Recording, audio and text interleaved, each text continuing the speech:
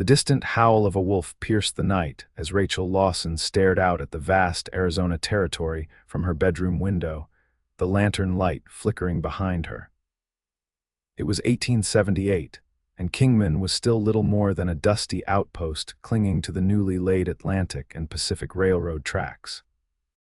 3 years had passed since she'd fled this place, running from broken promises and a heart shattered beyond recognition. Now she was back, though she'd sworn never to return. The letter had found her in San Francisco 2 weeks ago, just 4 lines in a shaky hand. "Kent is dying, shot by rustlers. Asking for you, come if you can." It was signed by Doc Miller, the only physician for 50 miles.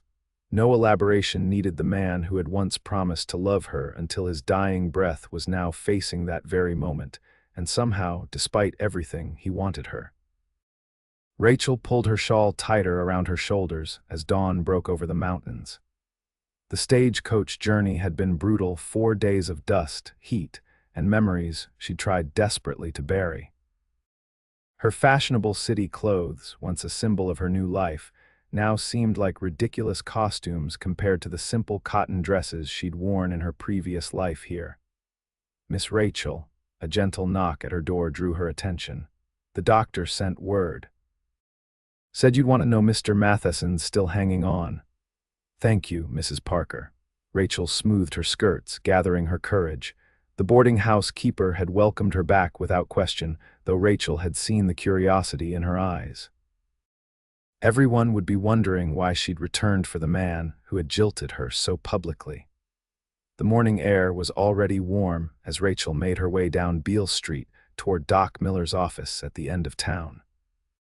Kingman was waking up storekeepers sweeping porches, the blacksmith stoking his forge, cowboys stumbling bleary-eyed from the saloon after a night of cards.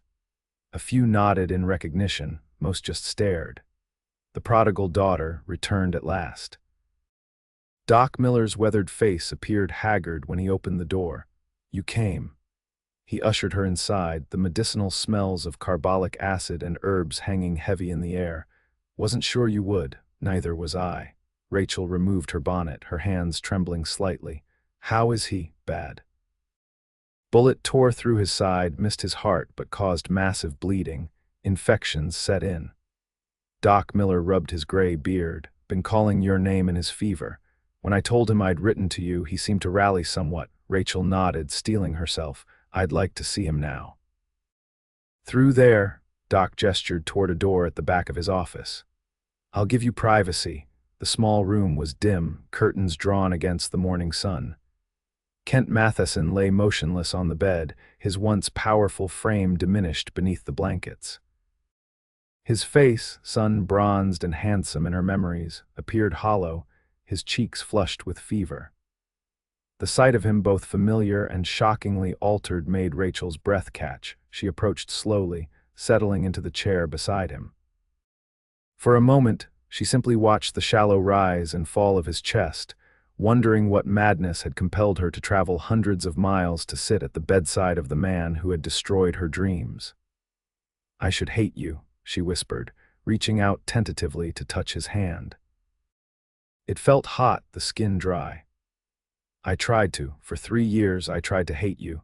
Kent didn't stir. The only sounds were his labored breathing and the ticking of a clock on the wall. Rachel closed her eyes, memories flooding back unbidden. Their first meeting at the spring dance. His shy smile as he asked her to ride with him along the creek. The way his eyes had crinkled at the corners when he laughed.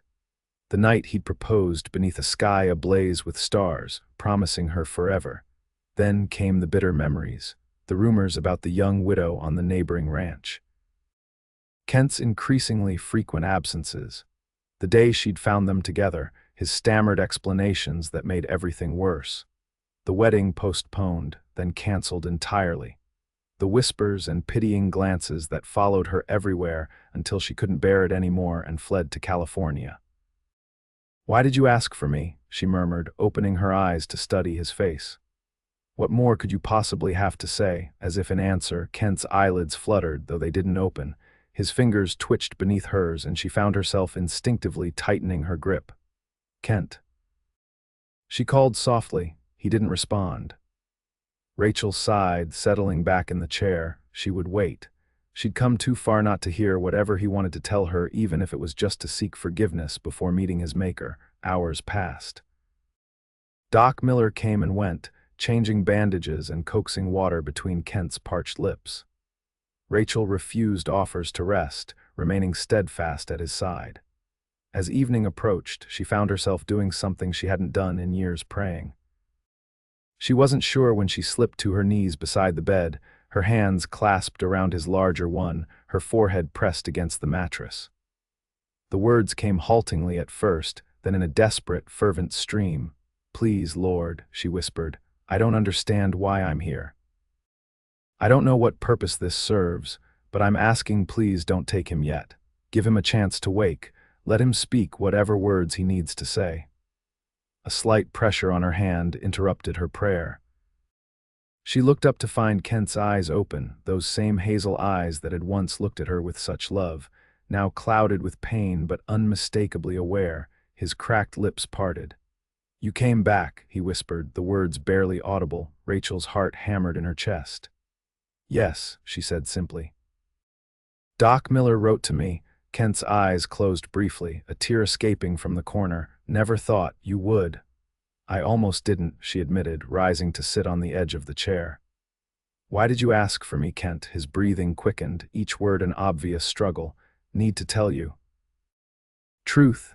You're not dying," Rachel interrupted firmly, surprising herself. "Not if I have anything to say about it." A ghost of a smile touched his lips. Still stubborn. "Rest now," she said, reaching for the water glass on the nightstand. "We can talk when you're stronger."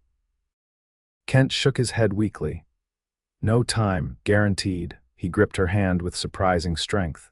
"Listen, please." Rachel nodded, helping him sip some water first. "I'm listening. What happened with Sarah Willis?" He named the widow Rachel had found him with. "Not what you think." Her husband owed money to dangerous men. They were coming to collect from her. Rachel frowned. "What does that have to do with? I was helping her sell the ranch secretly, getting her and the children away before those men came." Kent paused, gathering strength. "The day you found us." "She was crying because I'd just given her the money. She was leaving that night. You expect me to believe you were just being neighborly?" Rachel's voice carried the echo of old pain. Kent's eyes held her steadily. "I swore to her husband, before he died, that I'd protect them." "Then why didn't you tell me this 3 years ago? Why let me believe you'd betrayed me?" His face contorted with what might have been shame.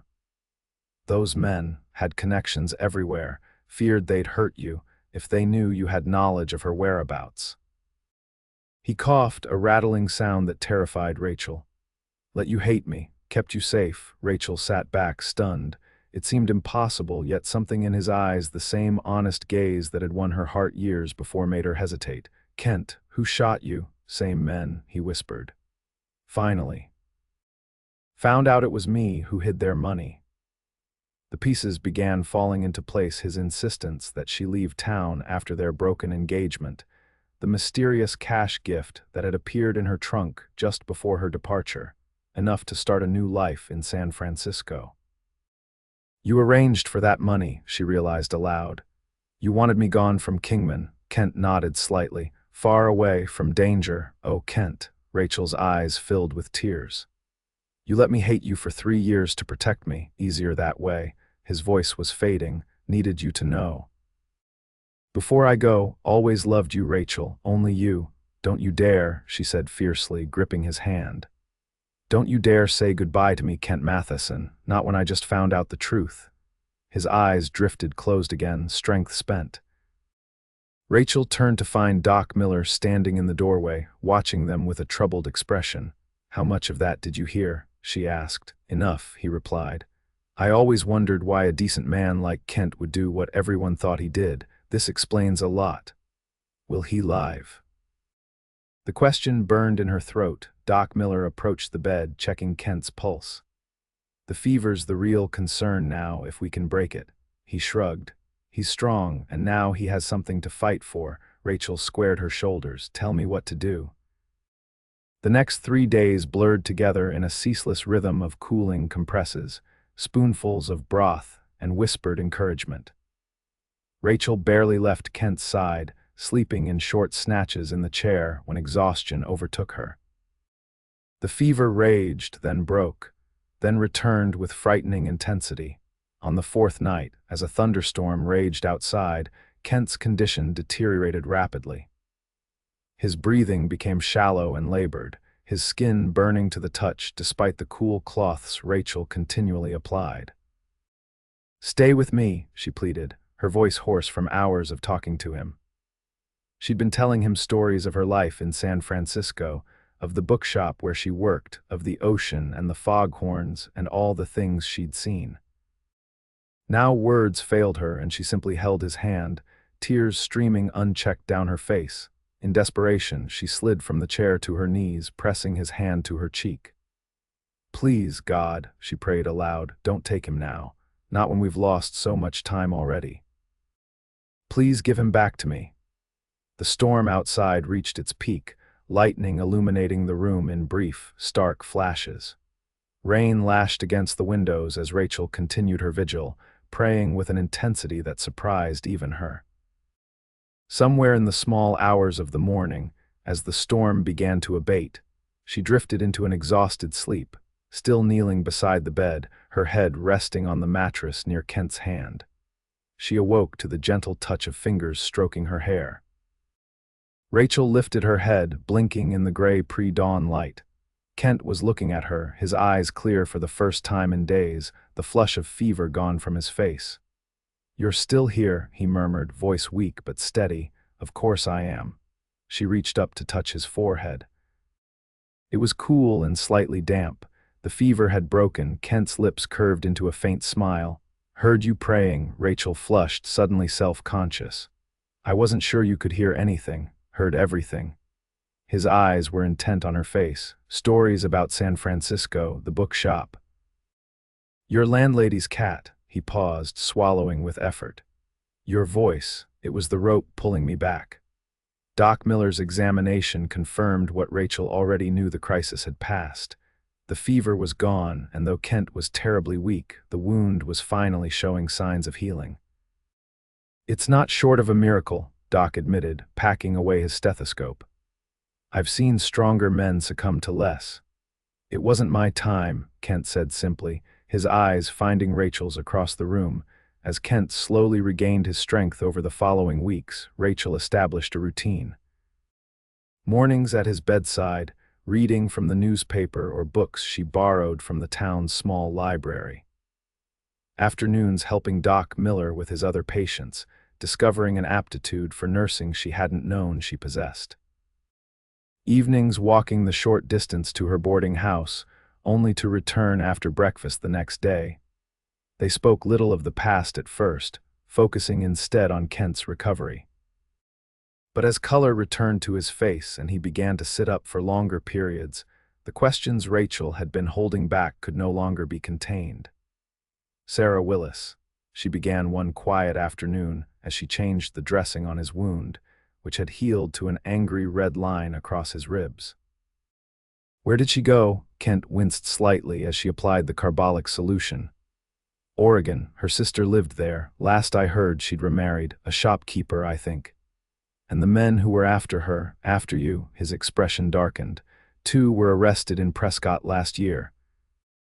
The leader, a man named Jasper Reeves, is still out there. He's the one who shot me." Rachel's hands stilled.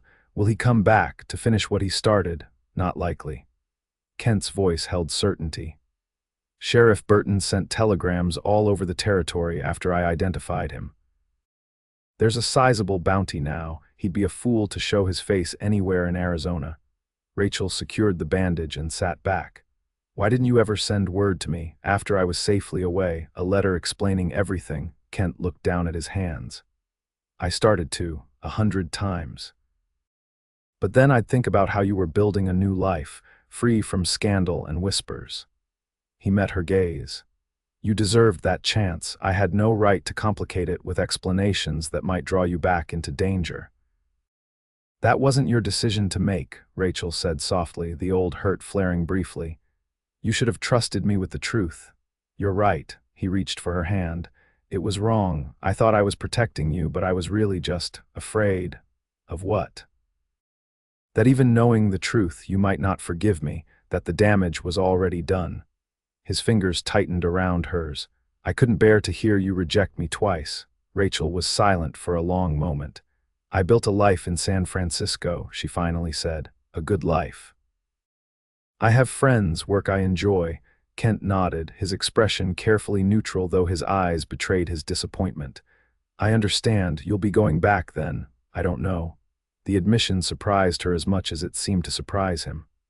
I thought I knew what I wanted. Now I'm not so certain. The next day, Doc Miller declared Kent well enough to leave the clinic. You'll need continued rest, he cautioned. No riding, no heavy lifting for at least another month, but you can recover at home now. Kent's ranch lay 10 miles outside town, a modest spread he'd built with his own hands after arriving in Arizona 5 years earlier.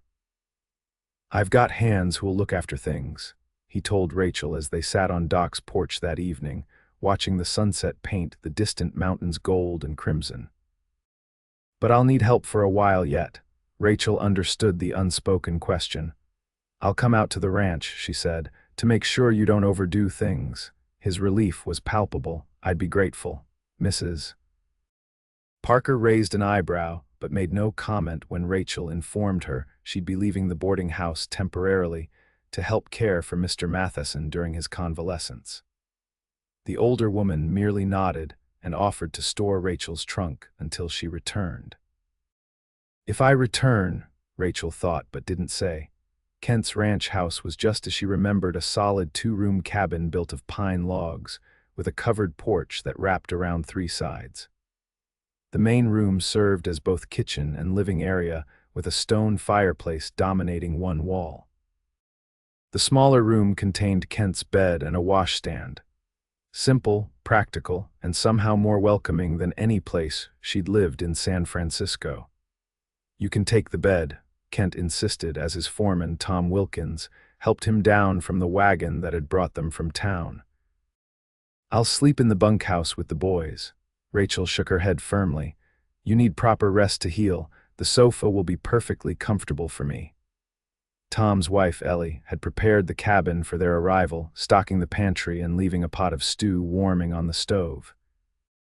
After seeing Kent settled in a chair by the fireplace, Rachel thanked the Wilkinses and saw them off. Alone at last, Kent said with a tired smile when she returned. The phrase hung between them, laden with memories of other times they'd spoken those words behind the church after Sunday services, in the shade of cottonwoods by the creek, stolen moments filled with kisses and promises. Rachel busied herself ladling stew into bowls. You should eat, then rest. The following days established a new routine. Rachel cooked and cleaned, helped Kent with his exercises to regain strength in his injured side, and rode into town occasionally for supplies, and to send a letter to her employer in San Francisco, explaining her extended absence. Kent grew stronger by the day, soon able to walk the property and visit the barns and corrals, though Rachel watched him like a hawk to ensure he didn't overtax himself. They talked more freely now about the 3 years they'd spent apart, about the ranch and its prospects, about the changes coming to the Arizona territory as more settlers arrived by rail. But they carefully avoided speaking of the future, or of the feelings that still sparked between them whenever their hands accidentally touched or their eyes held for too long one evening, as they sat on the porch watching a spectacular sunset. Kent broke the unspoken rule. I heard from my sister in Denver, he said casually. She's expecting her 3rd child this winter. Rachel smiled. That's wonderful. Give her my congratulations when you write back. I will. He hesitated, then continued. She asked about you, wondered if you might be staying. Rachel's hands stilled in her lap. What did you tell her? That I didn't know. Kent turned to face her fully. That it wasn't my place to ask, but you're asking now. He nodded, his expression vulnerable in a way that made her heart ache. I'm asking. Rachel looked out at the land spreading before them, the golden pastures, the distant mountains, the scattered pines casting long shadows in the fading light. 3 weeks had passed since they'd come to the ranch. In that time, she'd fallen back into the rhythms of this place as if she'd never left. More disturbingly, she'd begun to think of Kent's cabin as home in a way her San Francisco rooms had never felt. "I have responsibilities," she said slowly. "People expecting me back. I understand." Kent's voice was carefully even. "You've built a life there." "Yes." Rachel twisted her hands in her lap. But it was always a life built on running away from here, from memories, from pain. She turned to meet his gaze. "What would I be running from if I left Kingman now?" Hope flickered in his eyes. "Are you saying—" "I'm saying I need time," she interrupted gently. "Time to be sure of what I want, of who I am now after everything." Kent nodded, reaching across the space between their chairs to take her hand. "I can give you time, Rachel. I've waited 3 years to have you back in my life. I can wait longer if that's what you need." The sincerity in his voice brought tears to her eyes. "Thank you." As September gave way to October, Kent's wound healed completely, leaving only a puckered scar to mark where the bullet had nearly ended his life. He resumed more of his normal duties around the ranch, though Rachel noticed he tired more quickly than before his injury. Rachel found herself increasingly involved in the operations of the ranch, helping Ellie Wilkins with the accounts, organizing supplies, even learning to ride again after years of city living. The familiar skills returned quickly, along with a sense of belonging she'd thought lost forever. Letters arrived from San Francisco, her landlady inquiring about her plans, the bookshop owner gently suggesting he would need to hire a replacement if she didn't return soon. Rachel answered carefully, making no promises either way. The turning point came on a crisp late October morning. Rachel had ridden out alone to a hilltop overlooking the ranch, seeking clarity about the decision she knew she could no longer postpone.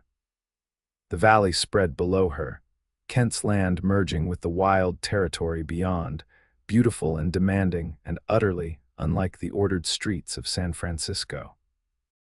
The sound of hoofbeats alerted her to Kent's approach.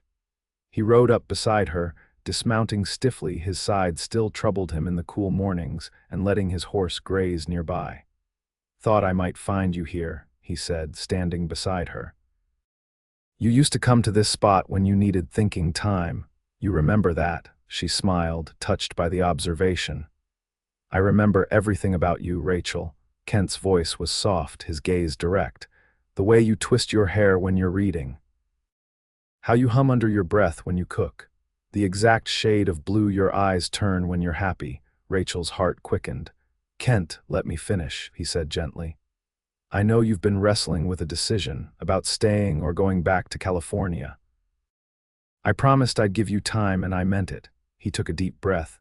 "But before you decide, I need you to know something." "What's that?" she asked, though part of her already knew. "I love you, still, always." The words were simple, but filled with a certainty that took her breath away. "If you go back to San Francisco, I'll understand. But if there's any chance you might consider staying, building a life here with me, then I'm asking you, Rachel Lawson, to take that chance." Rachel looked out over the valley, then back at the man standing before her, the man she'd once promised to marry, the man she'd thought had betrayed her, the man who had let her believe a lie to keep her safe. "I loved the girl I was when I left here," she said slowly. "So determined to start over, to prove I didn't need Kingman or you." She met his gaze. "But I think I like the woman I've become since coming back even more. She's stronger, more certain of what matters." Hope bloomed in Kent's eyes. "And what matters, Rachel? This place." She gestured toward the valley. "This life, hard as it can be sometimes." Her voice softened. "And you, Kent Matheson, despite everything, or perhaps because of it, you matter most of all." Kent took a step closer, his hands coming to rest lightly on her waist. "Is that a yes, you'll stay?" Rachel nodded, a smile breaking across her face. "Yes, I'll stay." His answering smile was radiant as he drew her into his arms. The kiss they shared was gentle at first, then deepened with the release of years of separation and misunderstanding. When they finally parted, Rachel felt as though something fundamental had shifted within her, a final healing of the wound she'd carried since their parting. "I should warn you," she murmured, her forehead resting against his. "I've gotten quite independent in San Francisco." "I'm not the same girl who left here," Kent chuckled. "I wouldn't want you to be. I love the woman standing before me now, wiser, stronger, and considerably more stubborn than before." "Stubborn enough to insist on certain changes around the ranch," she teased, though her eyes held a serious light. "If I'm to be the wife of a rancher, I intend to be a true partner." "Wife," Kent pulled back slightly, his eyebrows raised. "Was that a proposal, Miss Lawson?" Rachel blushed. "I think you're supposed to do that part." Without hesitation, Kent lowered himself to one knee, wincing slightly as his healing wound protested the movement. Taking her hand in his, he looked up with such naked love in his eyes that Rachel felt tears begin to form in her own. "Rachel Lawson, I've loved you since the moment you scolded me for tracking mud into the mercantile 4 years ago. I've never stopped loving you, not for a single day, even when we were apart. Would you do me the extraordinary honor of becoming my wife?" "Yes," Rachel whispered, pulling him gently to his feet. "Yes, I will." Their wedding took place on Christmas Eve in Kingman's small church, decorated with pine boughs and red ribbons for the holiday. The town turned out in forced curiosity about the couple's reconciliation, having given way to genuine happiness for two people who had overcome so much to find their way back to each other. Doc Miller stood as Kent's best man, beaming with the satisfaction of a physician who had not only saved a patient, but had inadvertently helped heal a relationship as well. Ellie Wilkins attended Rachel, having become a dear friend during the months of Rachel's stay at the ranch. As Rachel walked down the aisle in a gown of ivory, silk her one concession to San Francisco fashion, she felt none of the doubt that had plagued her before their first planned wedding.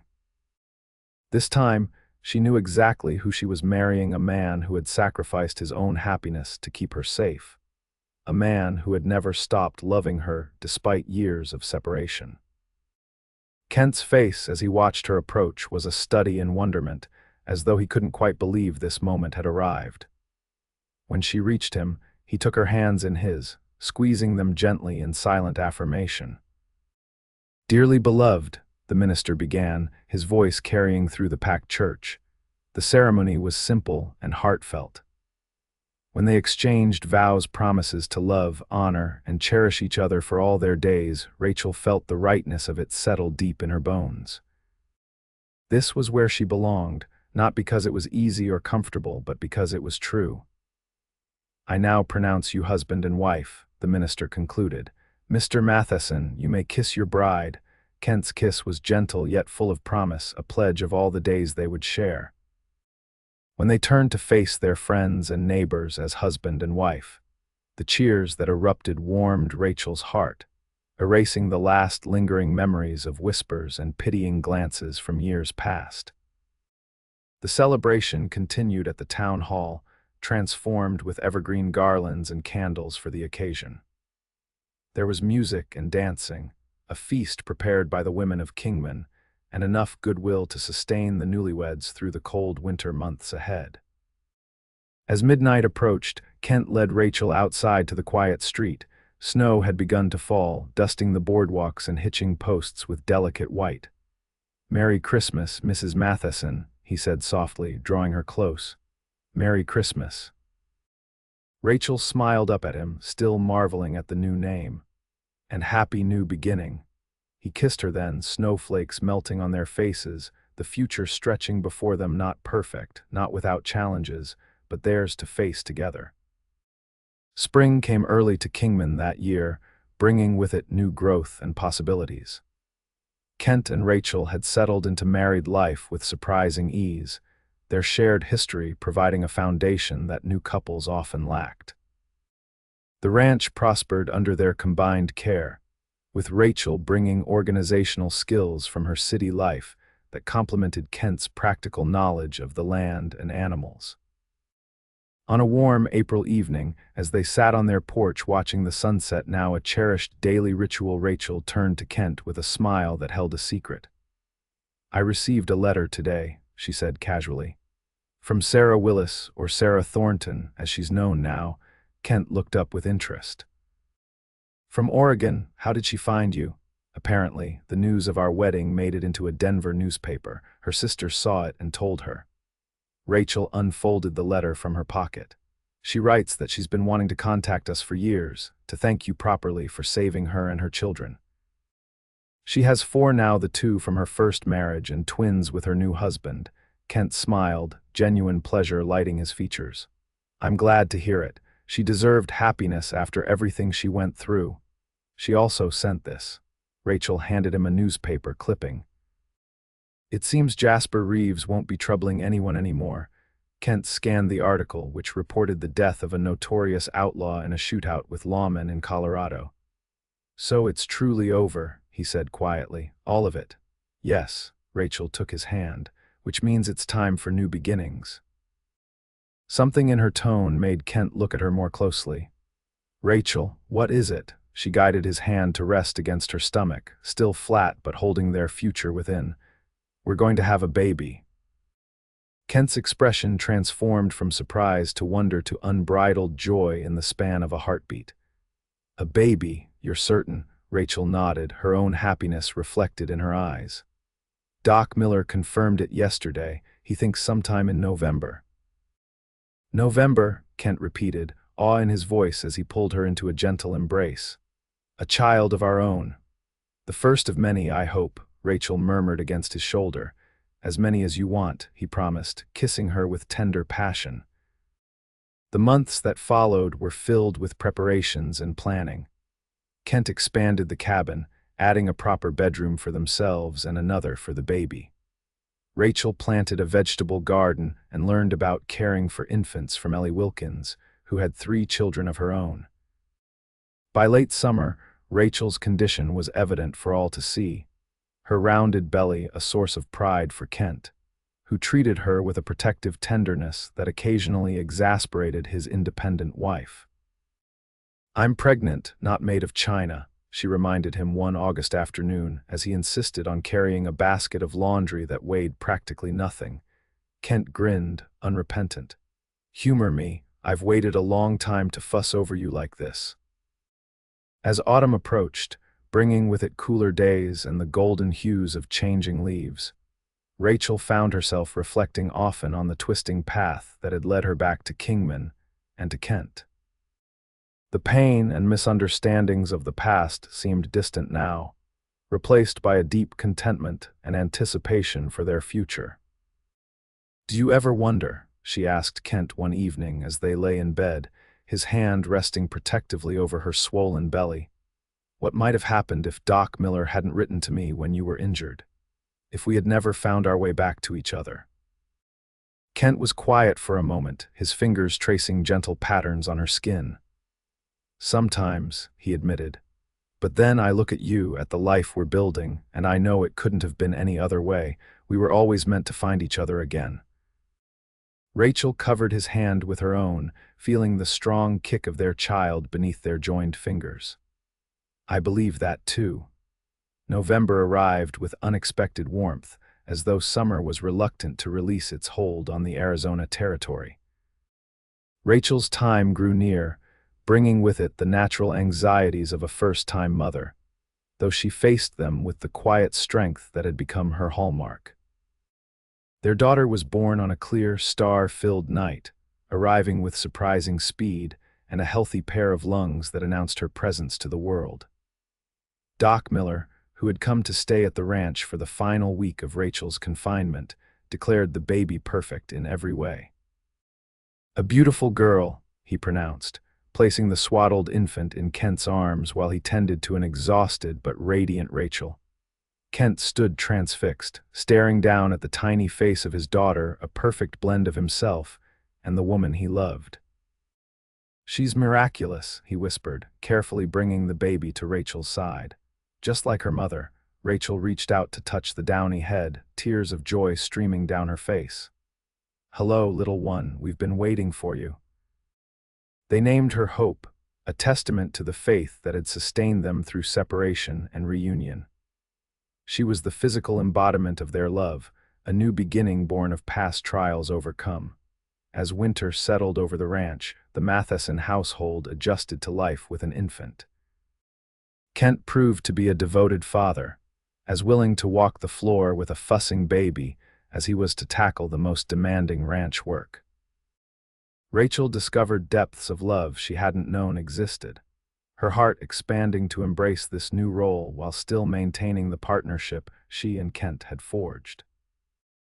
On Christmas Eve, their first wedding anniversary, they bundled Hope in warm blankets and took her to church in Kingman for the holiday service. The same community that had witnessed their marriage now welcomed their child with open arms, the women cooing over the baby while the men congratulated Kent with hearty backslaps. After the service, as they drove home under a canopy of stars, Rachel nestled against Kent's side, their daughter sleeping peacefully between them. "Happy?" Kent asked softly, his arm secure around her shoulders. Rachel looked up at him, at the face she had once thought lost to her forever, now as familiar and necessary as her own heartbeat. "Completely," she answered. "This is exactly where I'm meant to be." Kent pressed a kiss to her temple, then urged the horses homeward, toward the warm lights of the ranch house where they would celebrate not just a holiday, but the miraculous journey that had brought them together again. Years later, when Hope was 5 and her younger brothers, Thomas and James, were 3 and 1, Rachel would sometimes tell them the story of how their father had nearly died, and how she had knelt beside his bed praying for his life. She would describe how he had opened his eyes and whispered, "You came back," the moment that had begun their family's true story.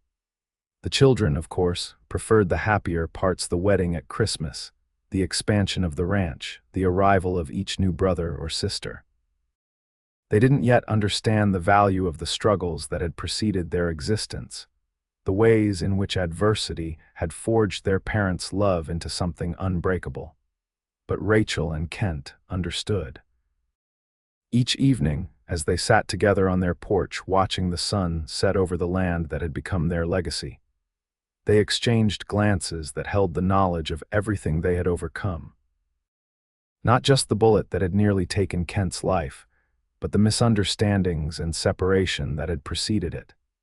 They had learned that love, true love, sometimes required facing the hardest truths, taking the greatest risks, and finding the courage to begin again.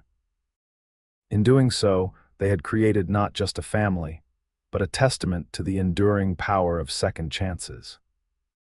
And in the vast, beautiful territory they called home, with children who carried their hopes and dreams into the future, Kent and Rachel Matheson had found something far greater than either had dared imagine during those dark days of separation. They had found their way home to each other, where they had always belonged.